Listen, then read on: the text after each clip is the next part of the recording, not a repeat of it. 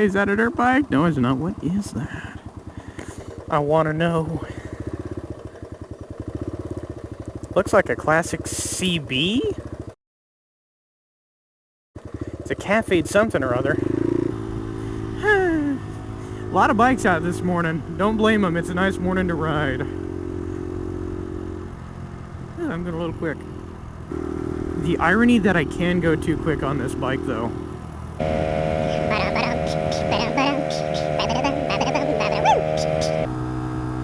What's up, guys? Yamahammer here, and I'm on a quick ride around town, so I figured we can have a chat.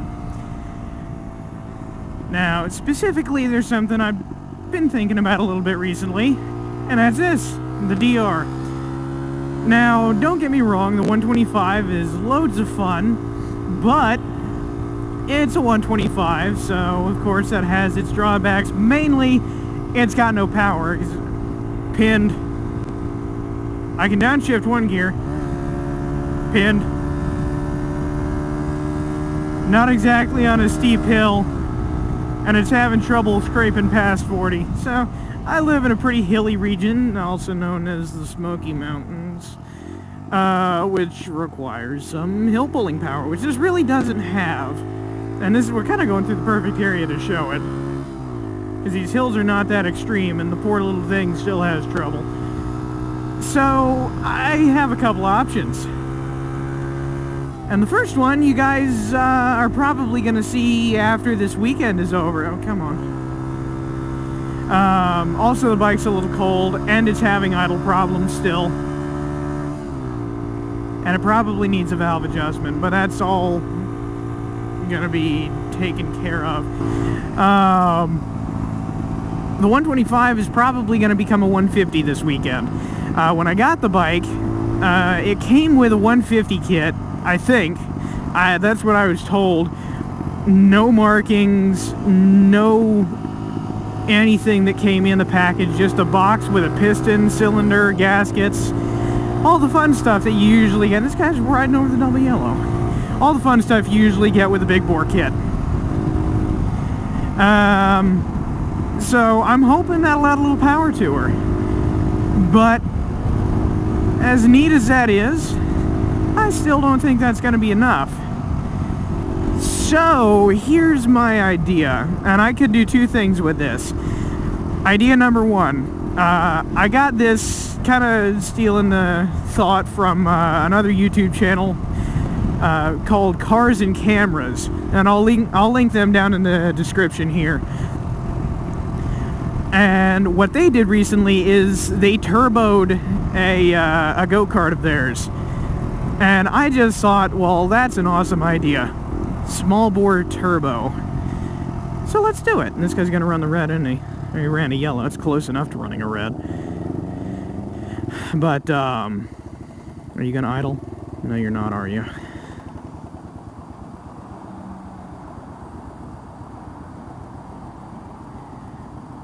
I don't think that... Nope, that doesn't count as idle.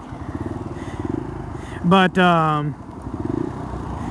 so yeah, they turboed like a 212cc Predator engine. And I had some issues with it. I guess you guys can check out the video if you want.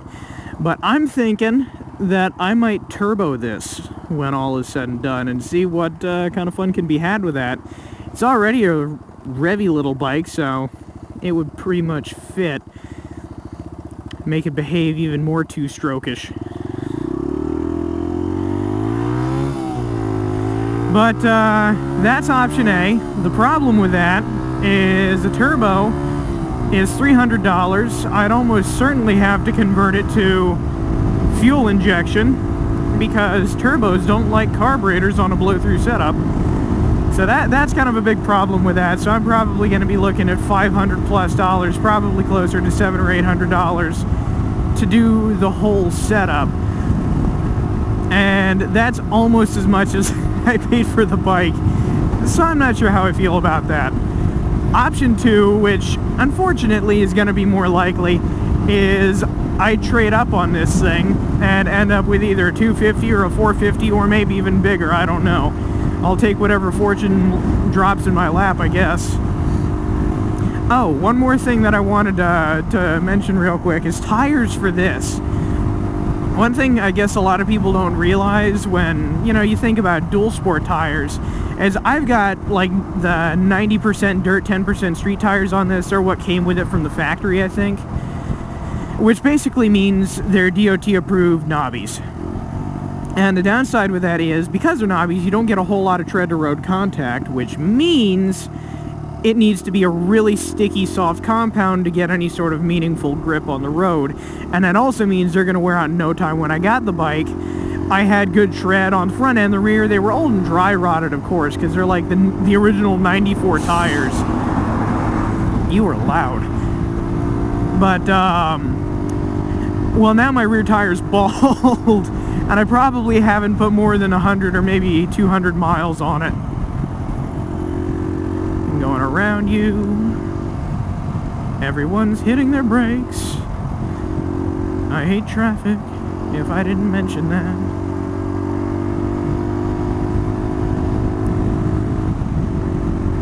But yeah, so these tires didn't last long, and I'm very quickly finding a need for a new set. The problem is there's lots out there in this size for the front, but I have a really small rear wheel for a dual sport because it's a little baby 125 bike, and 125 dual sports are exceedingly rare these days. So finding that is going to be a problem. About the only brand I've found that actually supplies good tires for them is Shinko. And I've heard that their designs are old, but they're still pretty good stuff. So I'll probably end up going with that. And I'm also shooting for, are you actually turning?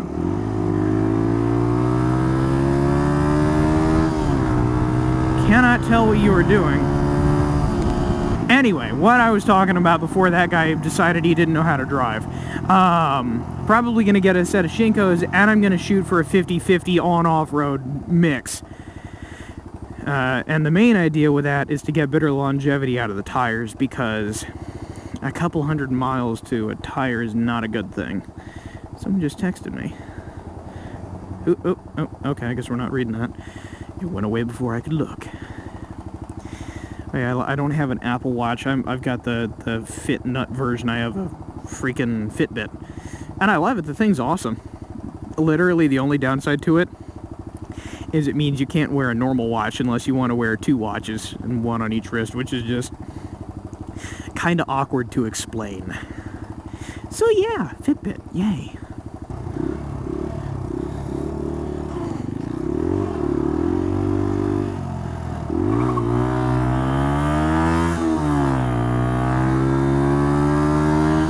Well, I just got that on camera.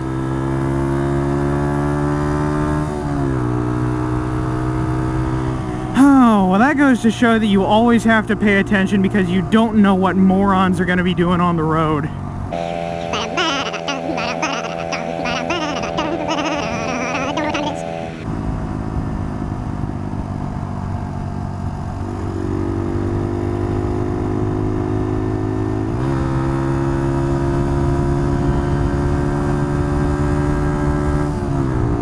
You know, I don't know if it's silly or pointless at all, but one thing I try to do a lot of the times when people are like sitting at an intersection like that, 90% of the time back there, people turn right. So when I'm always coming up to there, I always try to lead with my head to show people where I'm going to go. I do that coming up to this turn too when I'm driving around back here. And I don't know if people even notice that, but I figure it's better safe than sorry. But on that note, I will see you guys later. Peace.